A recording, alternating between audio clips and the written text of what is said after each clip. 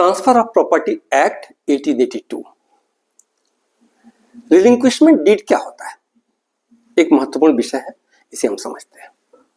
मैं मनोज कुमार एडवोकेट इस चैनल के माध्यम से आपके समक्ष भारतीय कानून के विभिन्न विषयों पर विश्लेषणात्मक जानकारी देने का प्रयास कर रहा हूं।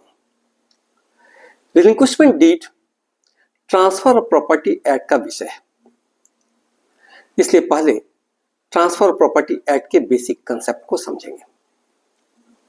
स्पष्ट कर दें कि यह एक्ट सिर्फ इमूवेबल प्रॉपर्टी के हस्तांतरण से संबंधित है, यानी ट्रांसफर ऑफ प्रॉपर्टी एक्ट की एप्लीकेबिलिटी सिर्फ इमूवेबल प्रॉपर्टी के हस्तांतरण तक ही सीमित है। और हस्तांतरण का अर्थ किसी संपत्ति का राइट, टाइटल और इंटरेस्ट क्रिएट करना या समाप्त करना।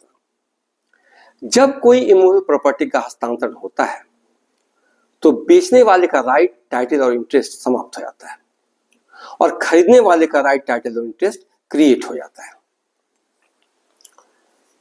किसी भी व्यक्ति को अपने जीवन काल में अपनी संपत्ति का भोग दखल करने का, बेचने का, किसी को दान देने का या किसी भी वैधानिक तरीके से हस्तांतरण का स्वतंत्र अधिकार होता है। अब ट्रांसफर प्रॉपर्टी क्या होता है? जब एक जीवित व्यक्ति, जब हम शब्द जीवित व्यक्ति बोलते हैं तो जीवित व्यक्ति का मतलब क्या होता है? व्यक्ति के अलावे कंपनी, कॉरपोरेशन, एसोसिएशन, चाहे वो इनकॉर्पोरेटेड हो या नहीं हो, इसका इनकॉर्पोरेटेड होना जरूरी नहीं होता है, इनमें से कोई भी वर्तमान या भविष्य के लिए किसी अन्य जीवित व्यक्ति को संपत्ति हस्तांतरण करता है तो कहलाता है transfer of property. Transfer of property केवल दो लिविंग पर्सन के बीच हो सकता है, अर्थात जिसका अभी जन्म नहीं हुआ है या जिसकी मृत्यु हो चुकी है, वे संपत्ति हस्तांतरण के पक्षकार नहीं हो सकते। ठीक उसी प्रकार कंपनी, कॉरपोरेशन या एसोसिएशन जो अभी अस्तित्व में नहीं है, वे भी संपत्ति हस्तांतरण के पक्षकार नहीं हो सकते। इमूवेबल प्रॉपर्टी के ट्रांसफर का प्रावधान ट्रांसफर प्रॉपर्टी एक्ट के अंतर्गत दिया गया है। ट्रांसफर प्रॉपर्टी एक्ट के तहत रिलिंक्विशमेंट, सेल, गिफ्ट, एक्सचेंज ये परमानेंट ट्रांसफर होता है और transfer by way of mortgage, lease, leave and licence agreement इसे कहते हैं टेम्पररी ट्रांसफर। अब एक एक करके ट्रांसफर के विभिन्न मोड का विश्लेषण करेंगे। रिलिंक्विशमेंट ऑफ क्लेम ऑफ टाइटल क्या होता है? रिलिंक्विशमेंट डीड क्या होता है? रिलिंक्विशमेंट ऑफ क्लेम ऑफ टाइटल का अर्थ है संपत्ति पर अपने किसी दावे या अधिकार को त्यागना या छोड़ देना। यह ट्रांसफर ऑफ प्रॉपर्टी का विषय है, ट्रांसफर ऑफ प्रॉपर्टी एक्ट का विषय है। संपत्ति के को ओनर में से जब कोई अपने अधिकार का त्याग किसी अन्य को ओनर के पक्ष में करता है तो इसे रिलिंक्विशमेंट ऑफ क्लेम ऑफ टाइटल कहते हैं। इसके लिए रिलिंक्विशमेंट डीड बनाना पड़ता है। रिलिंक्विशमेंट डीड एक संपत्ति के टाइटल को इस्टेब्लिश करने के लिए एक क्लियर एविडेंस की तरह काम करता है, यानी किसी लीगल डिस्प्यूट की स्थिति में न्यायालय में इसका प्रयोग क्लियर एविडेंस के रूप में किया जा सकता है। इसे एक उदाहरण से समझते हैं। ए के पास एक बड़ी इमूवेबल प्रॉपर्टी है। एक अपने जीवन काल में कोई विल नहीं बनाता है और उसकी मृत्यु हो जाती है। उसके मृत्यु के बाद उसके लीगल हेयर्स, जिनका नाम है बी, सी और डी, ये तीनों उस संपत्ति के मालिक हो जाते हैं, ज्वाइंट ओनर हो जाते हैं। अब यहां सी और डी अपने हिस्से की संपत्ति पर अपना अधिकार बी के पक्ष में छोड़ना चाहते हैं, तो यहां रिलिंक्विशमेंट डीड बनाया जा सकता है। रिलिंक्विशमेंट डीड को डीड ऑफ रिलीज भी कह सकते हैं।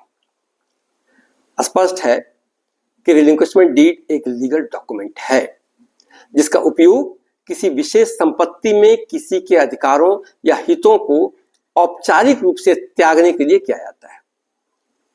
रिलिंक्विशमेंट डीड संपत्ति के स्वामित्व को एक व्यक्ति से दूसरे व्यक्ति को हस्तांतरित करता है। इसका उपयोग आमतौर पर उन मामलों में किया जाता है जहां एक को ओनर या लीगल हेयर संपत्ति का अपना हिस्सा किसी अन्य को ओनर या लीगल हेयर्स को हस्तांतरित करना चाहता है। रिलिंक्विशमेंट डीड के द्वारा किसी ऐसे व्यक्ति को संपत्ति हस्तांतरित नहीं किया जा सकता जो उस संपत्ति में को ओनर या लीगल हेयर नहीं है, यानी बाहरी व्यक्ति को, को ओनर या लीगल ओनर से बाहरी व्यक्ति को रिलिंक्विशमेंट डीड के माध्यम से संपत्ति का हस्तांतरण नहीं किया सकता। यानी किसी तीसरे पक्ष को संपत्ति हस्तांतरण किया ही नहीं सकता है रिलिंक्विशमेंट डीड के माध्यम से। एक और महत्वपूर्ण बात है, रिलिंक्विशमेंट डीड से संपत्ति के हस्तांतरण में कंसीडरेशन आवश्यक नहीं होता है। यहां कंसीडरेशन का होना या नहीं होना पक्षकारों के आपसी सहमति पर निर्भर करता है। रिलिंक्विशमेंट डीड के माध्यम से आसानी से संपत्ति का हस्तांतरण किया जा सकता है और इसे एक्सक्यूट करने वाले पक्षकार, इंपॉर्टेंट है, इसे एक्सक्यूट करने वाले पक्षकार भविष्य में कभी भी संपत्ति पर अपना दावा नहीं कर सकते। रिलिंक्विशमेंट डीड के द्वारा प्रॉपर्टी ट्रांसफर का अधिकार तभी होता है जब प्रॉपर्टी को इनहेरिटेंस से प्राप्त किया गया हो, अर्थात रिलिंक्विशमेंट डीड के द्वारा प्रॉपर्टी ट्रांसफर का अधिकार तभी होता है जब एंसेस्ट्रल प्रॉपर्टी हो जिस पर कि व्यक्ति का अधिकार हिंदू सक्सेशन लॉ के तहत प्राप्त हुआ हो। रिलिंक्विशमेंट डीड को रिलीज डीड या सरेंडर डीड भी कहा जाता है।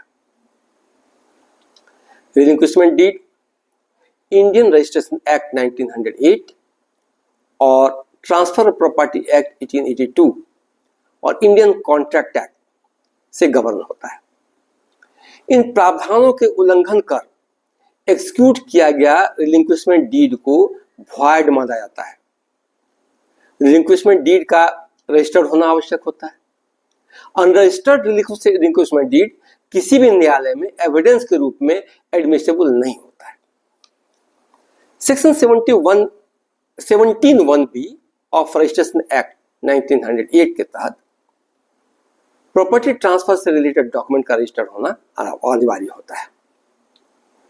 डीड ऑफ रिलिंक्विशमेंट की वैधता और प्रभाव पर न्यायालय ने कई निर्णय दिए हैं और यह माना है कि डीड ऑफ रिलिंक्विशमेंट एक लीगल डॉक्यूमेंट है जिसमें कोई व्यक्ति स्वेच्छा से किसी अन्य व्यक्ति के पक्ष में किसी संपत्ति पर अपने कानूनी अधिकार छोड़ देता है। अब डीड ऑफ रिलिंक्विशमेंट बना दिया जाता है और रजिस्टर्ड कर दिया जाता है तो रिलिंक्विशमेंट करने वाला व्यक्ति रूल ऑफ स्टॉपल से बंधा होता है और भविष्य में अपनी स्वीकृति को नकार नहीं सकता, विड्रॉ नहीं कर सकता है। चूंकि डीड ऑफ रिलिंक्विशमेंट एक पूर्ण डीड है और यह ट्रांसफर प्रॉपर्टी एक्ट के प्रावधान से गवर्न होता है, अतः ट्रांसफर प्रॉपर्टी एक्ट के प्रावधान यहां पर एप्लीकेबल होंगे।